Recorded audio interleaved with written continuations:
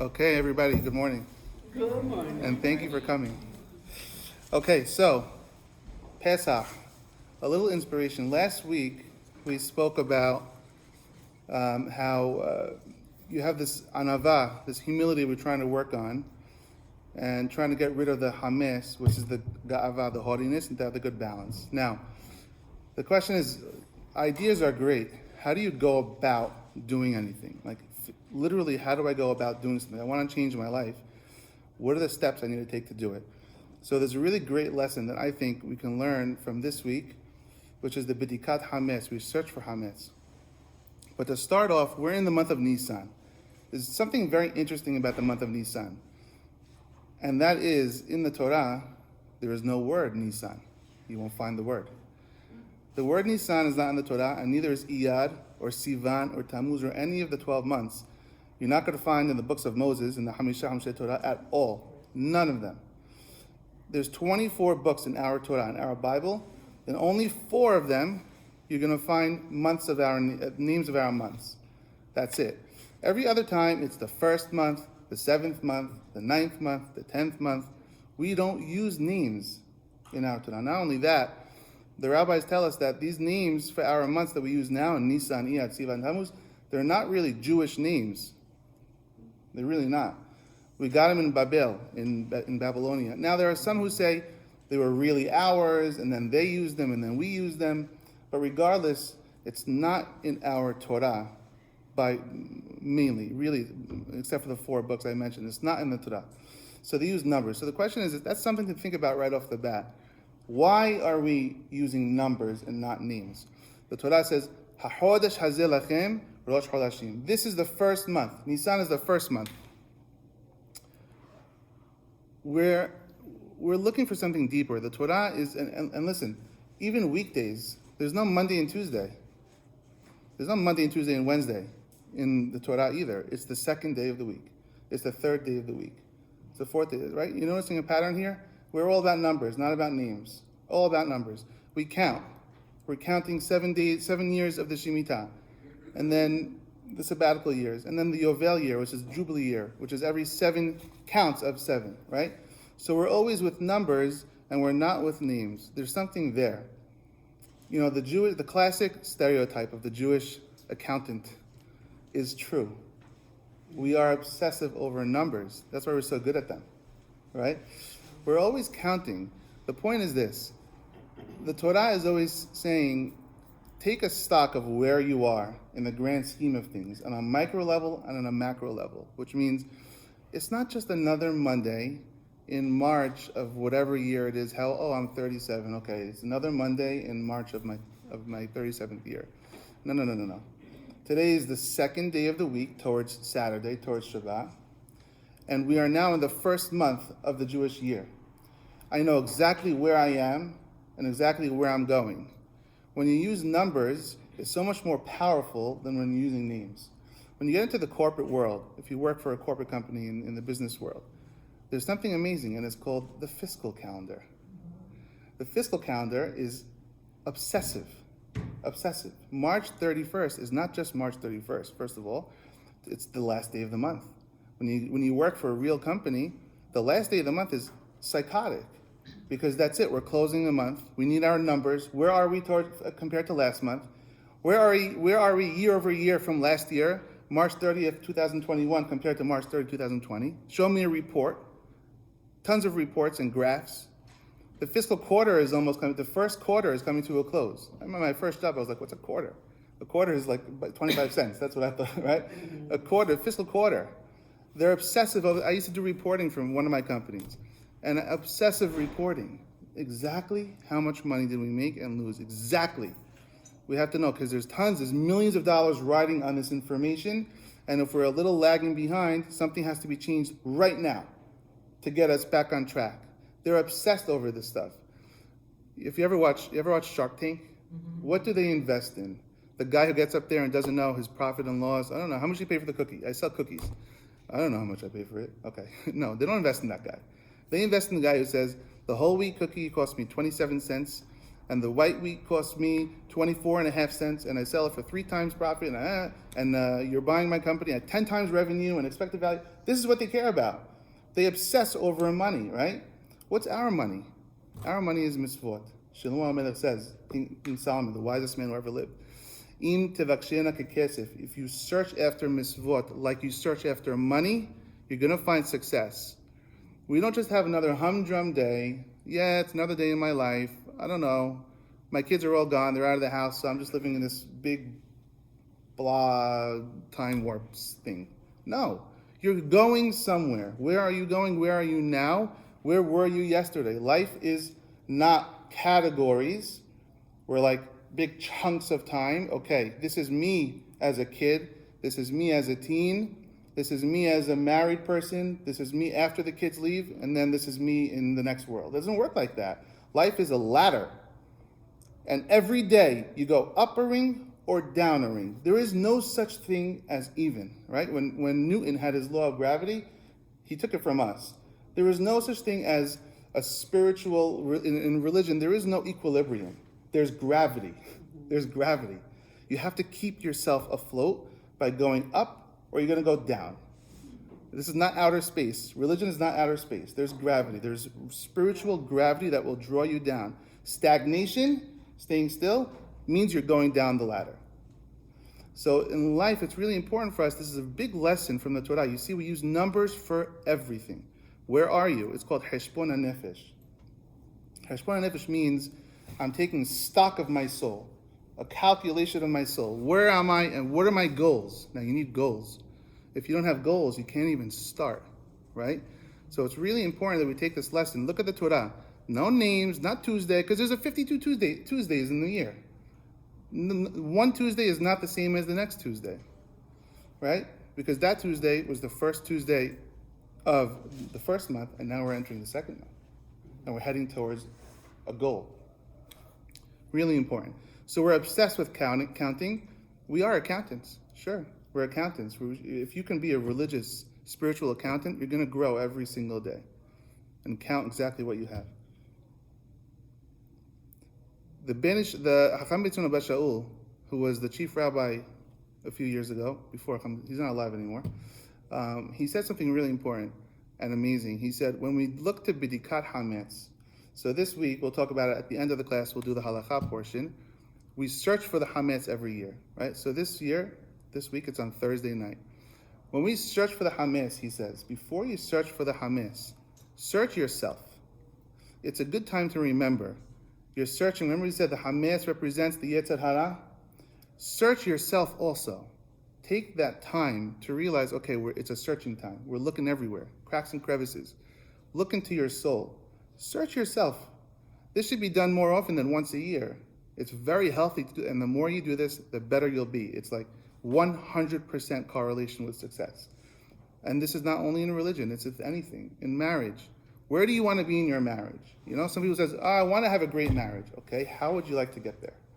Because you're not going to wake up tomorrow and have an amazing marriage just because you want it. And I want to be the top of my company. How are you going to get there? Where are you now? What are your numbers? I don't know. I want it to happen one day. Or lots of people say, you know, I'm not up to all the mitzvot now, but one day I want to be really like observant. Okay, let's have a plan. What do you want to do now? What's the step today? I don't have a step today. I just know that one day I want to get there because I'm not ready for it now. It's okay to not be ready for it now. We understand that. Rome wasn't built in a day. But without a thorough Cheshbon Hanefesh, which means you're searching your soul, you're saying, where am I? What are my goals? You have to make goals, and then you take them step by step. So Hacham B'Tzuna Bar Shaul says, this is the time when we do the Bidikat Hametz, we tell ourselves, I'm searching for the Hametz. I'm also going to, for a minute, think about searching myself. Do I have goals in my life? It's a loaded question. It's a loaded question. What are we here for? What is the purpose of life? Think about this. We have to think about this, right? Is there a life after this life? And if you're not sure about this, that's great. It's time to start thinking about this stuff, right? And that is when we start getting the ball rolling, when we start thinking and taking stock. How do we start with this? I always quote him. I should probably just never say his name because everything I have is from Rabbi Twersky. Rabbi Dr. Twersky says, when you go grocery shopping, what's the first question you ask yourself? What do we have now in the house? Right? That's the first. Or you're already there, and you call your husband or your wife. Wait a second. Do we have milk? Do we have this? Do we have that? Right? Because you should have done it before. It's pointless to go grocery shopping for new things unless you know what's on the shelf in your house now. So you have to take stock of what you have now. And what are we talking about? Mainly your positive qualities. If you sit and count all your negative stuff, it's going to lead to depression and not going to get you anywhere. But if you sit and count your positive, okay, what do I have on my shelf inside right here? What am I good at? I'm good at this and then that. I'm caring. I'm good at chesed. I'm good at learning. I'm good at sharing. Great. That's on my shelf now. Can I improve any of these things? I want to shop for more. I want to go shopping for more. Improve my qualities. And then if I want to buy a new quality, I'm going to go out and purchase a new quality that I don't have right now. So this is a mental thing. It's really taking life a little bit seriously for a few minutes. That's really what it is. Because we're not just in like Netflix every night and then this and then all of a sudden 20 years went by, right? We have to think about what we're doing here. Grocery shopping. Rabbi Yerucham Levavitz says a very great quote. He says, it's really sad for those who don't see their negative traits.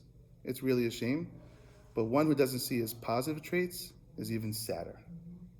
You don't even know what you have. You don't even know what you have on the shelf to use. You can go out and make a difference right now in this world with what's on your shelf right now, with the talents that's in you right now, without needing to do anything new. You're good at stuff right now. Every one of us is good at stuff. We're all a piece in a grand puzzle. If you have a puzzle, a 1,000-piece puzzle, and you're missing one piece, it ruins the whole thing. You can't hang it up. It ruins the whole thing. You need every piece. Yeah, but that's just a tree. That's not it doesn't matter. There's a hole in the puzzle. Every one of us is a piece of the puzzle of God's puzzle on earth, which means every one of us has a purpose, and we're good at stuff. And we have to look inside of ourselves in introspection and say, what are we good at, and what do we bring to the table, and what can we help in this world? And we do it. So if you don't realize your negative traits, yes, that's a bad thing, but it's even worse if you don't even see your positive traits. So step number 1 into this Cheshbon Hanefesh, calculating your soul, finding out where you are, is to say, what do I have on my shelf right now? What am I good at? And then use those powers to just take it up a notch. Go up the ladder one notch with what you're already good at, and you're on your way to success. Really powerful stuff. One step at a time is really important. You cannot take 10 steps at one time. And you can try, and you might succeed, but you will probably stumble down the line. One step at a time, it's a goal. I want to do this, and I want to do another thing, and I want to do another thing. And make it a real goal. We do this for all parts of our lives. When something's really important, we do it. We should do it for growth also. If you look at the Halachot of Bidikat Hametz, the law is, the Gemara says, we use a candle to search for the Hametz. And the Gemara asks a question, Pesachim. The Gemara says, why do we use a candle? Shouldn't we use a torch? You can see a lot better with a torch than a candle. That's not the point. A torch is too much. A torch is too big. You cannot just say, okay, I looked inside myself with a torch. I am one big heaping pile of trash. That's not going to get you anywhere. A torch is too big. Use the candle. Use the candle of the Bidikah. Start with something small. Small. Find that little thing and don't blow yourself up. Don't light yourself on fire. You have to be very careful. Depression is the worst thing. Start positive, small. We use a candle for Bidikah, not a torch. If you ever see, when I was a kid, I used to love doing this. I'm not sure if kids do this anymore because they're probably just playing video games all day long. But we used to love taking a magnifying glass in the summer and pointing it to the leaf and seeing if we could burn the leaf. And there's an amazing lesson in that. The power of that tiny little focused dot of light. When you make it narrow and when you focus it on one point and you don't move, don't budge it, you will succeed. And you'll have better success than if you pour tons of sun. I mean, the sun's beaming on the leaves all day long. Nothing's, they're not burning, right? Most of them. But a magnifying glass means I'm focusing in just on one small piece. I'm concentrating all my attention, all the light on that piece. It's gonna burn. I'll achieve my goal. This is the purpose here. So the plan is, again, we create a goal, we look inside, we find a trait, we take one step. When we firmly have our foot on the ladder, then we're ready for another step. One step at a time. Tehillim, just 2 Pesukim of Tehillim this week, because we have some Halachot to get to. So I'm not sure if you want to go inside, it's just 2 Pesukim. David HaMelech says in Kuf Yod Tet 119, remember this is the big one, 119. So we're on the Nun. We're on the Nun here. So I'm halfway in. You want to get it? I'll wait 2 seconds. Are you getting it or are you good? I'll get some. I think they're on that side. They are? I think so. So I'll start. So David HaMelech says in Tehillim, we're on the first Nun. Anybody remember how many letters for each, how many Pesukim for each letter? 8. There we go. It's working. 8 Pesukim for each letter. So on the Nun he says as follows. Ned leragli devarecha. You are a candle for my legs. Your words are a candle for my legs. Ve'od lintivati. And you're a big light for my path. Right? So we're on the Nun here. Ner leragli devarecha. Hashem, your words are a light, are a candle for my, your words are a candle for my feet. Ve'od lintibati, and a huge light for my path. 119, the first Nun. It goes in the Aleph Bet. So Nun is halfway through the alphabet. I wish I can give you a page number. What book are you using? No, I have a different one. The letter Nun. So David HaMelech is saying here, according to the Mefarshim and the Midrash, some of the Mefarshim, David HaMelech is saying here, Ned leragli devarecha. Hashem, I start with a ned, with a candle. With the first Nun. So it's 105, Pasuk 105, Kuf He. 119, Pasuk 105. You got that? It's Pasuk 105. Ned leragli devarecha. Your words are a candle for my feet. Tiny light just to see where I'm walking, the commentaries say. Which means if you're walking in the darkness outside, let's say in the forest, barefoot, you need light. You need light to see where you're going. So you can have a light shining in front of you to light the way. But if you don't have a light right by your feet, you can step on thorns, you can step on sticks and stones and step on horrible things, right? So you need a little light by you. Even though I do need the big light, I need a light for me to see where I'm walking. So as he says, your words are a candle for my feet, and then once I have a candle for my feet, then it's or lintivati. Now my whole pathway is lit up. That's the succession. That's how it goes here. It's a progress. First we start with the ned, and then we get the or, which is big light. Nishpati va'akayema. How do I go about doing this? I swear, I take upon myself to do something. I swear that I'm going to do whatever thing I'm saying I want to do. Let's say I want to put tefillin, because I want to swear I'm putting it on every day, even though you have to anyway. It's mitzvah from the Torah. The commentaries say, David HaMelech says, I swear to do the mitzvah that I anyway have to do. Because that's my step here. I'm taking a step here, and I'm saying that if I have a goal, if you want to say, never miss Shabbat candles Friday night, I swear I'm going to light a Shabbat candle every Friday night. That's not a huge, impossible thing to do, but it's a step.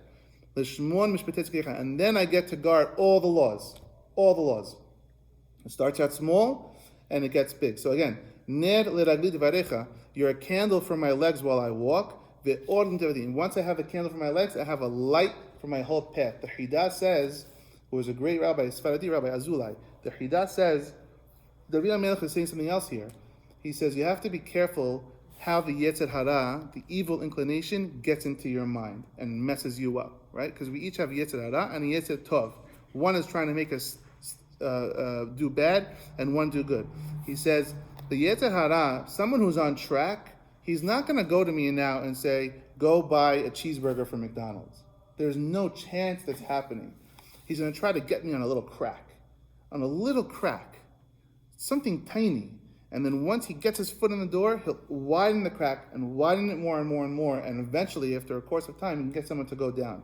So David HaMelech says, the Hidah says, David is saying, Ned leragli, I'm keeping the candle on my feet just to watch out for the small things. Because if I get lazy on the small things, then it's going to blow up my whole way here. So there's 2 ways to look at this. This commentary from these two pesukim. Nishpati v'akayema. Again, I swear, I make a neder to do something, because action, you need action. When you're inspired, inspiration is an amazing thing.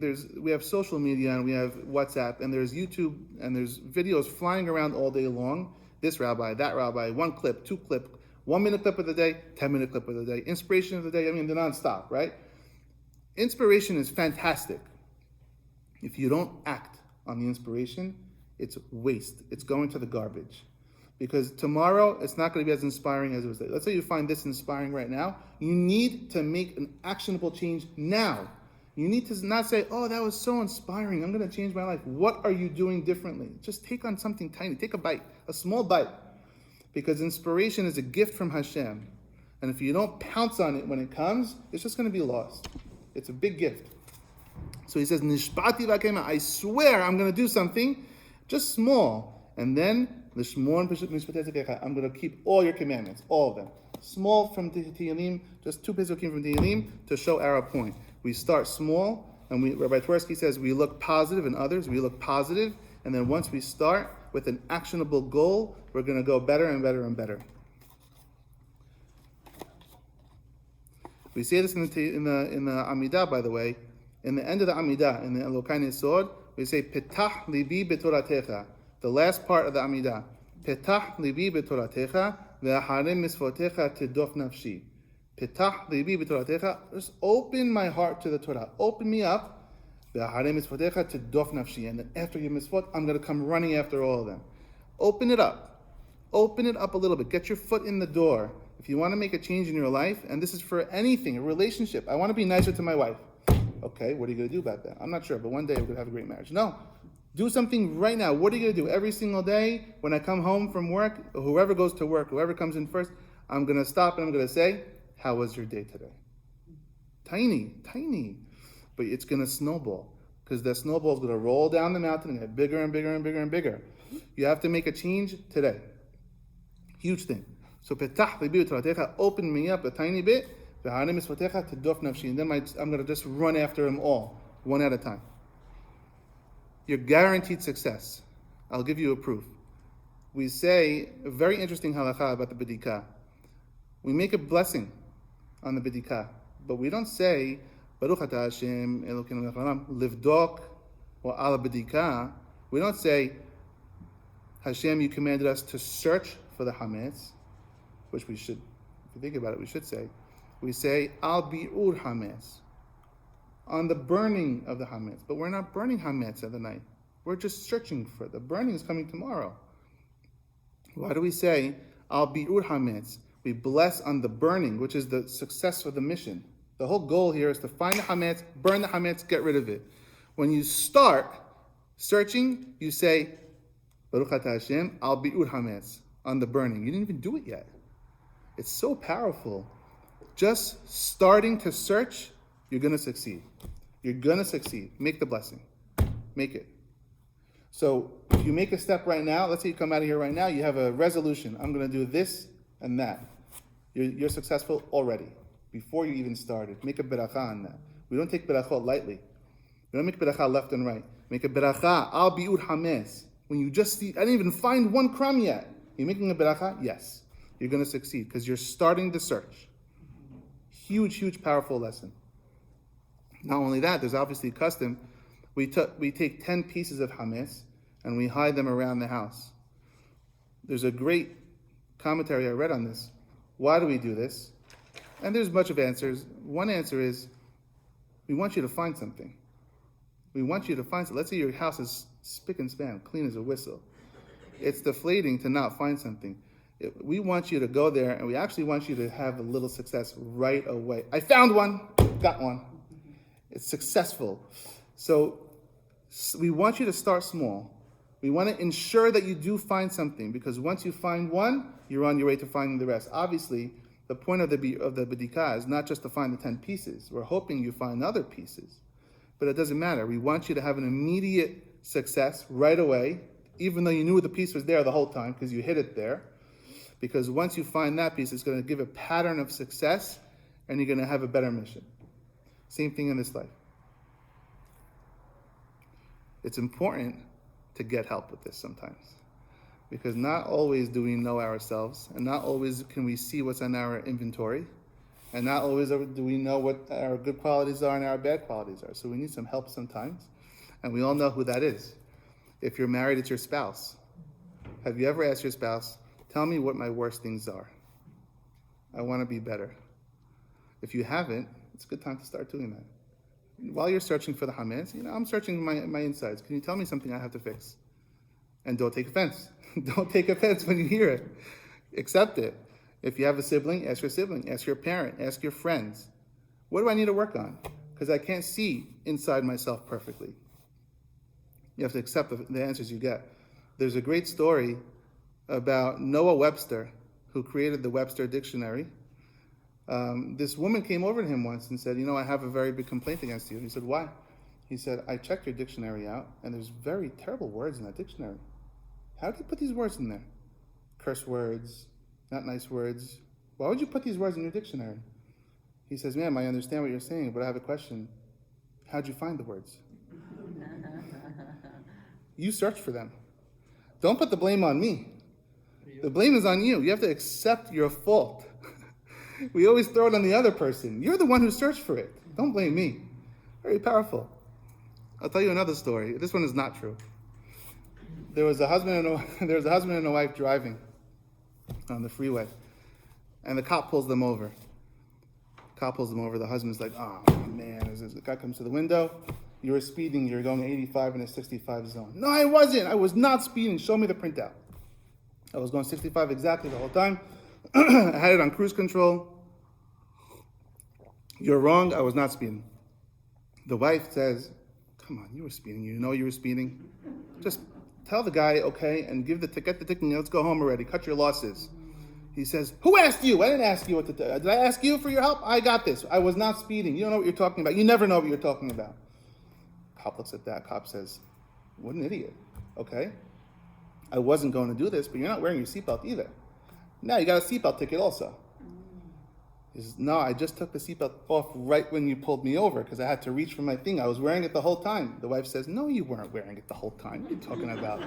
Why are you lying to this cop for? Just take the ticket and move on. Cut your losses. Who asked you? Did I ask you for your opinion here? You're always butting into my business here. The cop's like, what kind of a guy is this? He's like, you know what? Come to think of it, your taillight's out. And it's been out the whole thing. I've been following you. You have no taillight in the back. Ticket for the taillight. And now the guy's livid. My taillight must have just went out because when I left the house, it was done. You cannot give me a ticket for the taillight. The wife said, come on. The taillight's been out for a month. I've been telling you about it every single day. Guy explodes on his wife. Who asked you? Why do you keep opening your mouth? Do I need your help? I know exactly about my car. It's my car, not your car. So the cop already hears enough. He goes to the wife now. He says, ma'am, does he always talk to you like this? She goes, only when he's drunk.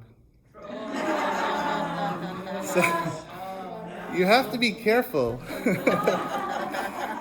You have to be careful and accept the criticism before you get into big trouble. Just accept what they say, or you're going to pay a bigger price later on when everything explodes on you. Very important. So we got to do this. So we have the lessons here, yeah? So we have over here takeaways. Number one, for this part of the class, we have to count. We don't just use Monday, Tuesday, Wednesday. It's the second day, it's the third day, towards a goal, towards Saturday, towards Shabbat. It's the first month, it's the second month, it's the third month. Where am I? Count. Be accountants. It's not nerdy, it's cool. It's a Jewish thing to do, be an accountant. Number two, we start in a positive manner. When we take inventory of what's on the shelf, let's look at the positive stuff first, because you want to give yourself that success. I'm good at this, I'm going to take it up one notch, I'm going to get even better at this, and I'm going to start the ball rolling of success. Number three, remember, we use a candle for the search, we don't use a blowtorch. Do not blow yourself up, it's not going to work. It may be tempting when you're feeling tons of inspiration, I'm going to change my whole life tonight, I'm a disaster. Slow down. One thing today, and one thing tomorrow, right? And the last thing we said is, if you need some help, get help. Ask the people in your life. They see you a lot better than you see yourself. I'll tell you a last story, very powerful story that I like a lot. Rabbi Yisrael Salanter, who's known in the world, I said this before, I think, in the yeshiva world, as the founder of the Mossad movement, which means basically in his time in Europe, he saw all these guys learning all day long in the schools, which is fantastic to learn all day long, but he felt that they were missing a little bit of the character refinement. They're going to get a little stale. So he instituted a Mossad movement, which means we learn about character traits in the yeshiva. It was really his idea to explode this in the yeshiva. And now almost every yeshiva, they stop learning for 15 minutes every day, and they're whatever they're doing, and they learn about character because of him. So he's really a great, like a maverick in this field.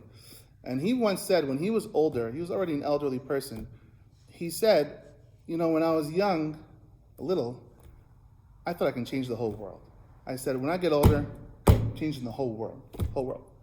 I got a little bit older and I realized, I could just change my country. I'm not sure if I can change the whole world, but I'll change at least my country. I got a little older and I said, I'm not sure about my country, but maybe I can change my community. And when I got even older, I said, I can only change myself. I can't change anyone else. I can only change myself. But then he added and he said, if I would have realized this when I was younger, by now I would have changed the world already. Change yourself one step at a time. You'll see the ball will start rolling down the mountain. You'll be impressed at how much you can accomplish when you take it one step at a time in a positive manner. Now that's it for the Dirasha part. You want some halachot? My pleasure. Okay, let's do halachot. So I wrote down a few halachot which I think are interesting for this year, but if you have any questions, you're free to ask. I hope I have the answer, and if I don't, I'll get it for you. Lena did. Okay, now, the first point to know is your question. 1 in 60. Generally, in the laws of Judaism and in the laws of kosher, there's batel b'shishim, which means if you have a pot of chicken soup, and then a little bit of milk fell in the pot, as long as you have 60 times the amount of the not good item, which means I have 60 times more chicken soup than milk, so I have 60 parts chicken soup to 1 part milk, it's kosher. And if you have 1,000 times, it's even more kosher, right? So there's a law about batel b'shishim, which means we dilute stuff until 60, not that you would purposely do this, because you're not allowed to do this purposely, like, I want some cream in my chicken soup, so I'm going to add. No, it means it was an accident. It means it happened already, but we don't like throwing stuff out. We care about people in our religion, right? So there's something called batel b'shishim. When it comes to Pesach, on the holiday of Pesach with Hametz, this rule does not apply. There is no batel b'shishim on the holiday of Pesach, which means if a drop of Cheerio or a drop of Hametz fell inside your big rice or soup bowl on Pesach, you can't eat the whole thing. There is no 1 in 60, because Hametz, the Hebrew words is asu b'mashehu, which means even a drop, even 1 in 1,000, it's not batel, it's never annulled, never absolved.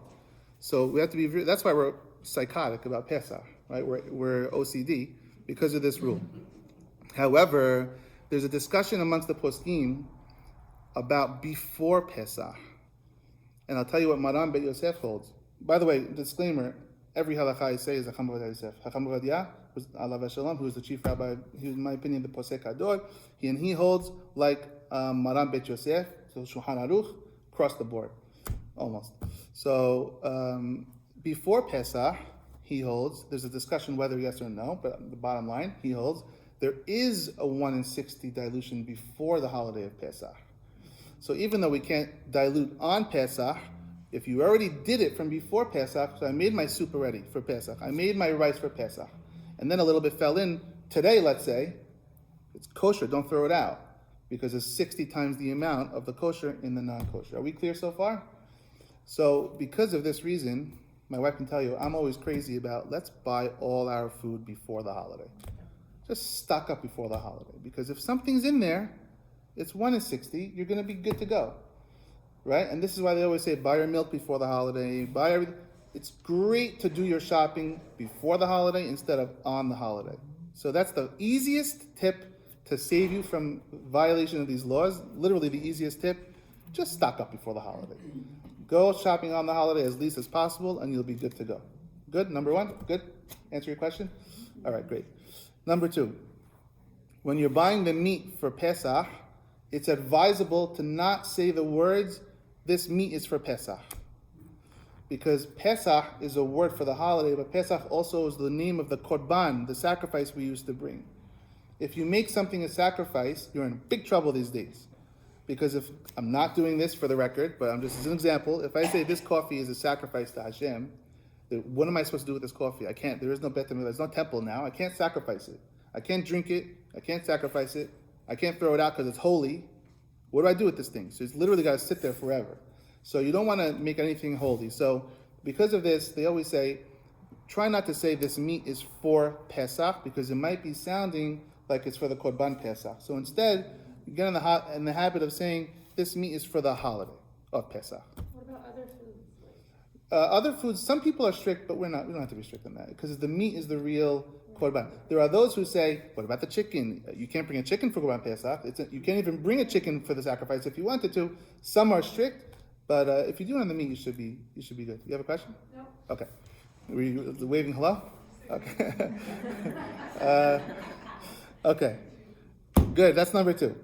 Number 3, another great tip. My best friend on this time of the year is Windex, a bottle of Windex. Why?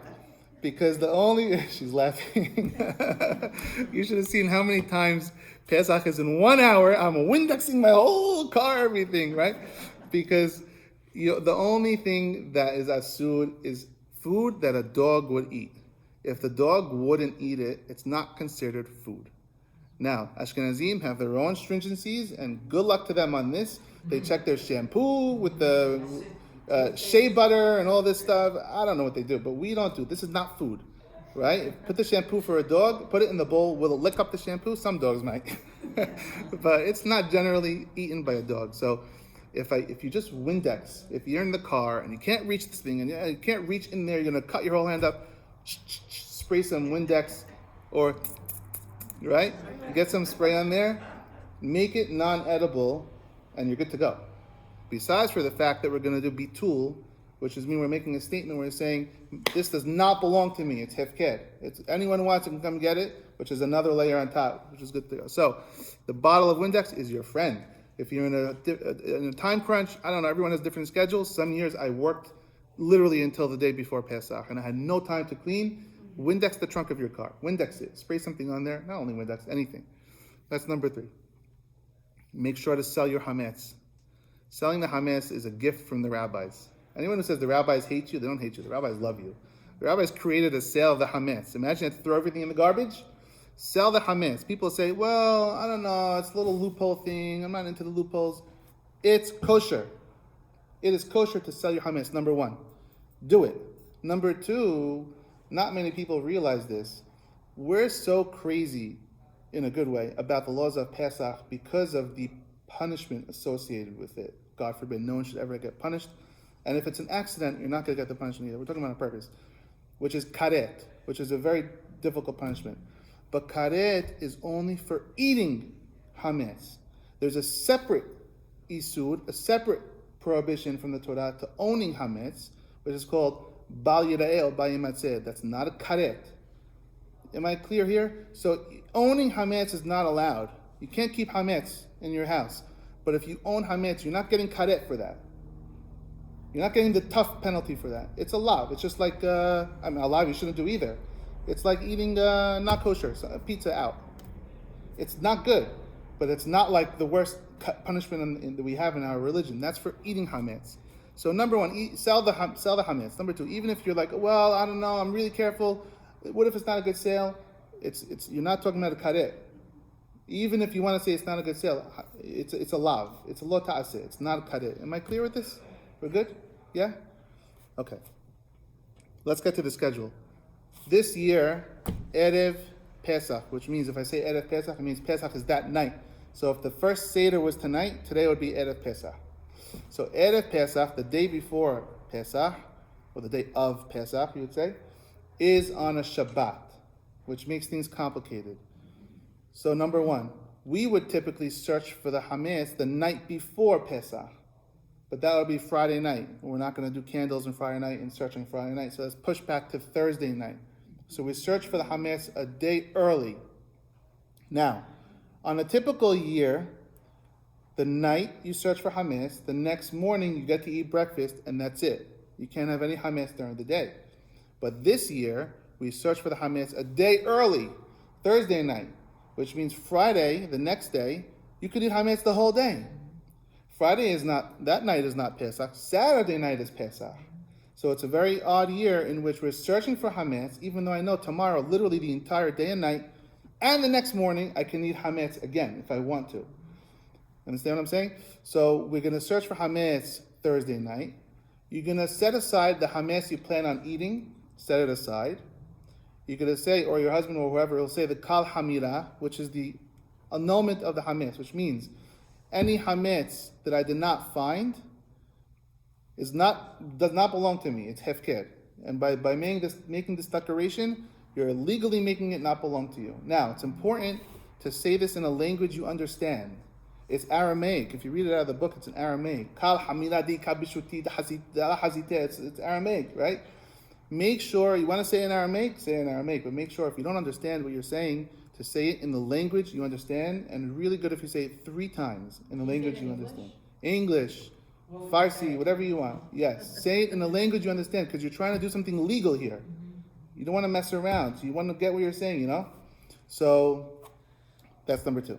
So, this year, you're going to search for the hametz. Any hametz you plan on eating the next day, which is Friday, breakfast, lunch, whatever you want, put it aside. That stuff you're not making bitul for. You're not relinquishing that stuff. You're keeping that stuff.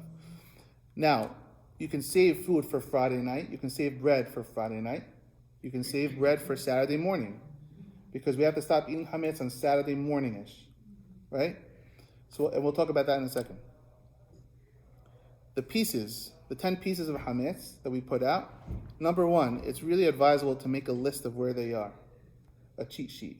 Just when you hide them, just make a list. So you want to make sure you find them all. Even if you're the only one in your house, you hide them, you find them. It's fine. You hide them and you find them. It works 100%. No, you don't have to make a whole trick like an X marks the spot treasure map. Just hide them. It doesn't have to be in a crazy spot. The point is, like I said, you want to get the action going. You want to find something. You're making a beracha on it, after all. You should find something for your beracha. Okay, number 2, the pieces should be small pieces. Because you don't want to have a huge pita bread as each of your piece, because that's going to be a kazai, and then it's not advisable. You want to have it a small piece, small tiny pieces, put them in a little foil, put them around the house. Okay. Friday, the whole Friday you're allowed to eat hametz, but we're going to do the burning of the hametz Friday morning anyway. Why do we burn the hametz Friday morning when you can eat hametz until Saturday morning? Because every year we do it. There's a mitzvah to burn hametz, and we're going to do it this year too. So we do it even in the same time as if a normal year. In other words, Friday, I can eat hametz the whole Friday. I should do the burning, let's say 5 minutes before Shabbat. And then next year you're going to come, you're going to forget when you have to burn. You're going to say, last year I burned 5 minutes at 5 o'clock p.m. I can do Friday. No. So therefore, the same time as always. So I have the times here. You have to burn the hametz on Friday by 11:45 in the morning. 11:45 in the morning, burn. When we say burn, it doesn't only mean burn. It's preferred to burn it, if you can, in a safe way. I think some of the shuls will have the fire department, I'm assuming. Chabad, I'm sure, has got the fire department there to make things safe. But by burn, you can do whatever you want. Just get rid of it. You can crumble it up and throw it somewhere, not in your house, like throw it outside. You can flush it down the toilets. Just get rid of it, right? Okay.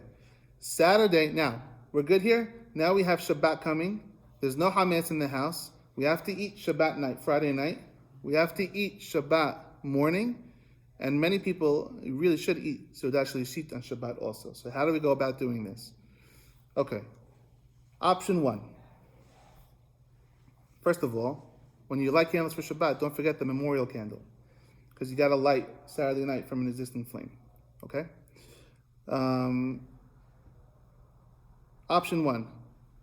Save some bread and have bread Friday night carefully. And have bread in the morning. We're going to pray early here in the morning. You should be home by 9-ish or so. And you have to eat by, 10:30 is the time? Yes, you have to eat by 10:30. 10:30 you have to be finished eating your bread. That's option 1. Now what about Seudat Shlishit? Because I had 1 meal the night, I had 1 meal in the morning. What about my 3rd meal?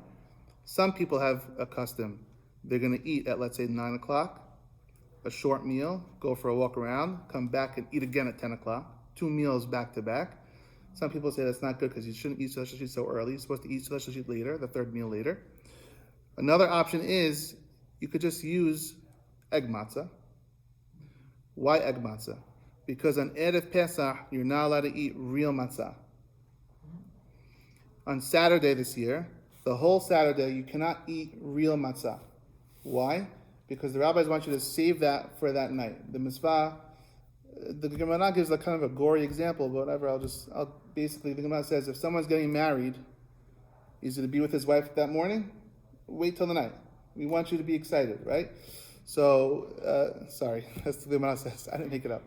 So the Gemara says, we want you to have an appetite for the matzah that night. So therefore, the whole Saturday, there's no matzah. Now, what type of matzah is not allowed? The matzah that you can eat during the seder. Well, you can't use egg matzah for the seder, although egg matzah is kosher. You can't use it. You need shmora matzah for the seder, for the first night. So therefore, you can eat egg matzah on Saturday. So that's an option for your Seudah Shlishit. It'll be mizonot. It'd be Mizonot. Yeah, Was that your question? Egg matzah is mizonot, yeah. Egg matzah is mizonot. If you want to have hamotzi for Seudah Shlishit, so I don't want to confuse anybody. I want to make sure we're clear. If you have a question, ask me. So again, Friday night, you can save a couple of challah rolls if you want. You can have bread. Easy schmeezy. Saturday morning, you got to wake up early. You got to eat by 10:30. You can do the same thing and have challah rolls also. If you wake up too late, don't. My question is, do you have to have hamotzi at the table, or can you eat it outside and then come back inside? Okay, so if you eat it outside, say Birkat Hamazon, and then go inside and start brand new. Because there might be an issue of like continuing a meal from a different place where you couldn't see the place where you were eating here. I couldn't see the next place. It's not connected. It's a whole situation. So if you're going to eat... But if you leave the door open, you can go outside and eat your hamotzi. Honestly, the best thing to do is to leave someone at the table. If you leave, but even then, yeah, you. No, even then, it's just have the bread outside, finish this, and start brand new. It's just the easiest way around this. How about the crumbs?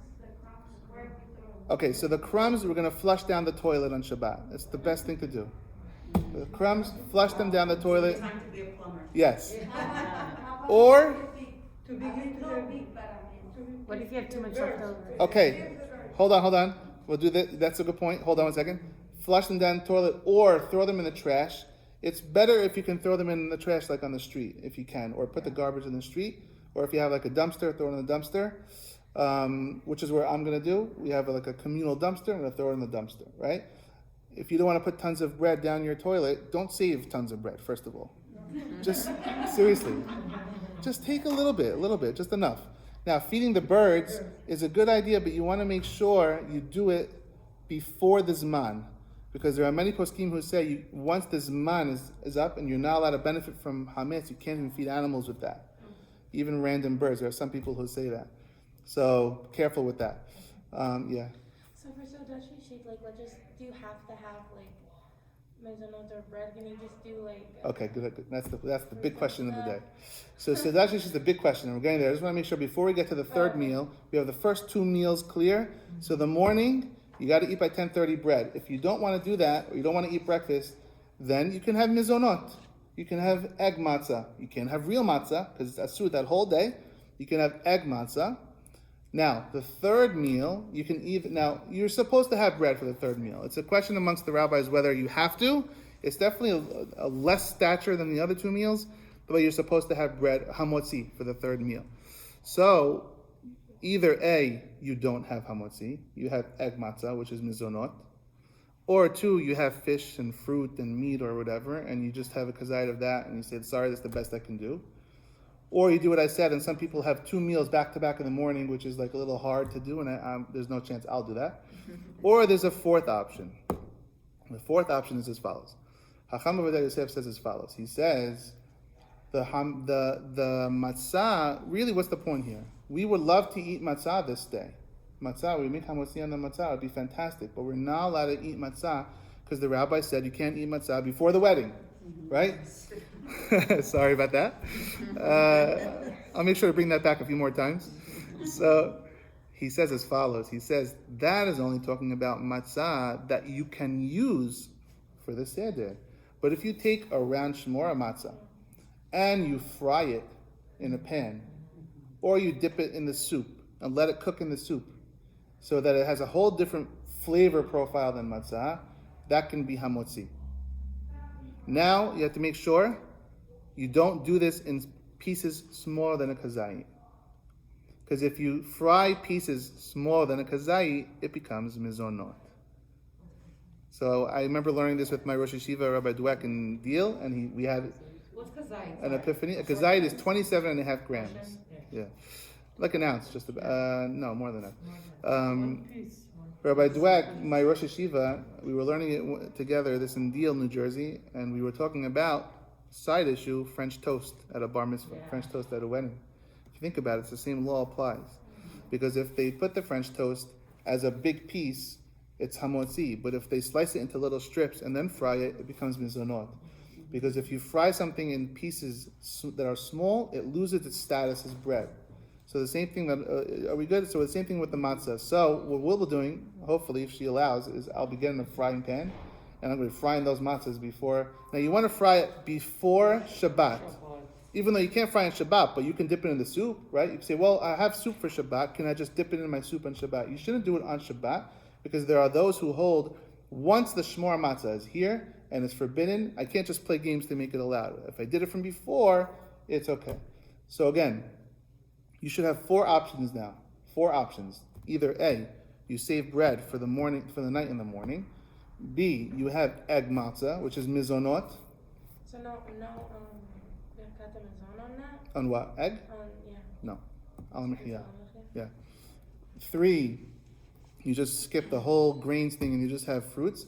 Or D, you do this idea, which is frying the matzah or cooking the matzah in a soup, shmora matzah, which makes you allowed to have hamotzi, which was what I will be doing this year, God willing. It has to be shmura matzah? Sorry, I say shmora matzah. It has to be hamotzi matzah. But if Yeah. I have one matzah, Yeah. I fry it. Yes, okay, as long as it's not egg it matzah. could be full matzah, or I can... But you want to keep the size to be a kazai. So you want to take the whole matzah. But you can use the square. I can break it. Or Don't break it. Don't break it. If you're going to break the matzah, you may as well have egg matzah. Because this is going to be mizanot, and egg matzah is mizanot, and it saves you a lot of oil and pain. I want to do birkat hamazon, so I have to have... To do birkat hamazon, you don't break the matzah when you fry it. Okay, when I fry it with egg. Yes. Okay. Or oil. I have to have two pieces, each meat.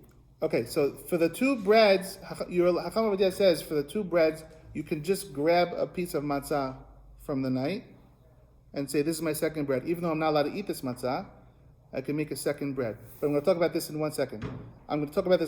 Okay? But yes, the easiest way is to make enough of this fried matzah that you can have 2. Yes. Is that good? Okay. Are we clear on this? Or option 4 was just have the fruits and that's it, or you can do this fried situation. Yeah. Another question, in the morning, when I want to do, and I take a matzah, egg matzah, I can eat this at 12, or I have to, Egg matzah you could eat the whole day until later in the day when you have to stop eating. and also to do birkat hamazon? No birkat hamazon on egg matzah. No, egg matzah. Oh, you're doing the frying matzah? I'm going to do fry the matzah? Yes. For the 2 meals. Yes. So the evening and in the morning.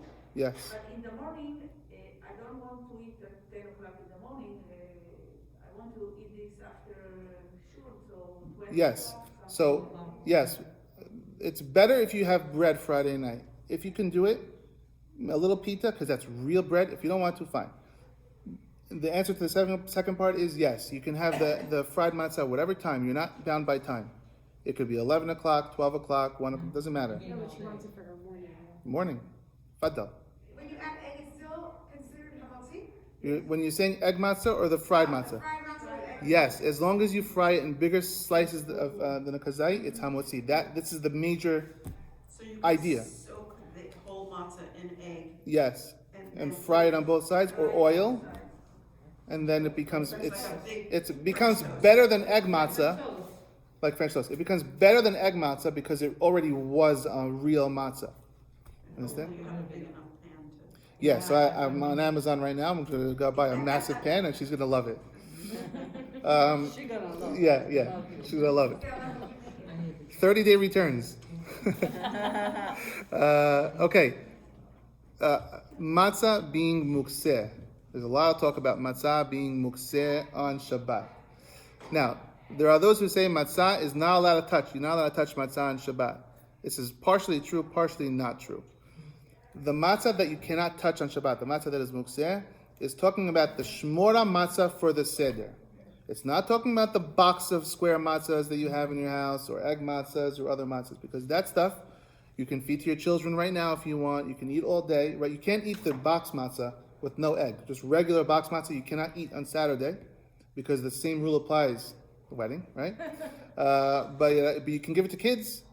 So it's not mukseh. It's not forbidden to touch. Hacham Ovadia says you can take one of those and say, this is my second piece of bread, right?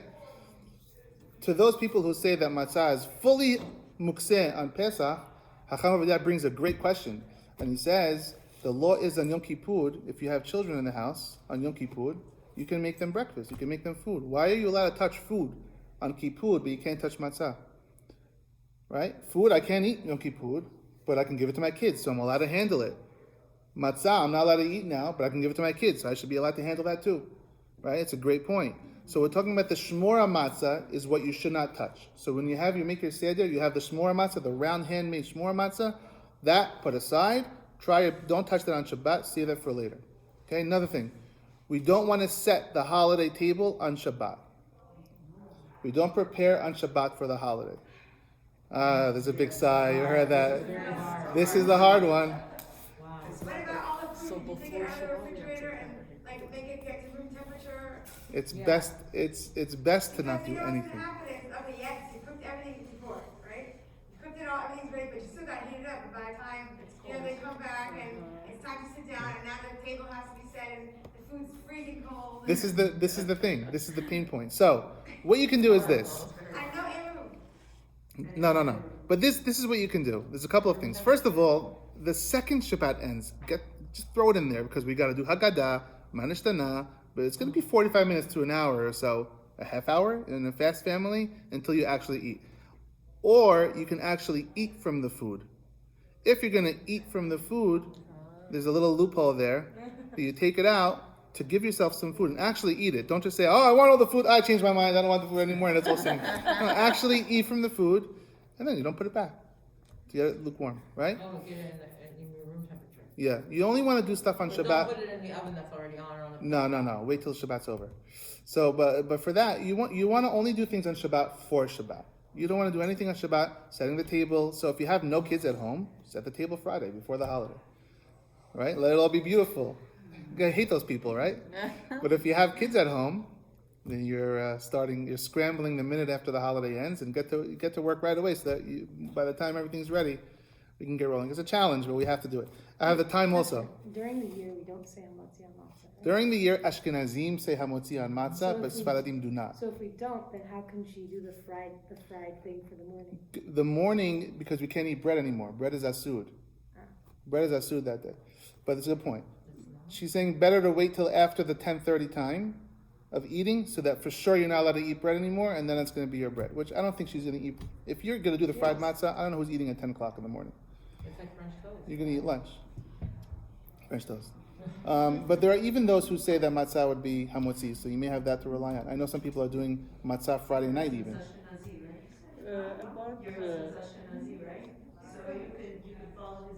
Oh, for her husband's Ashkenazi, she's fine.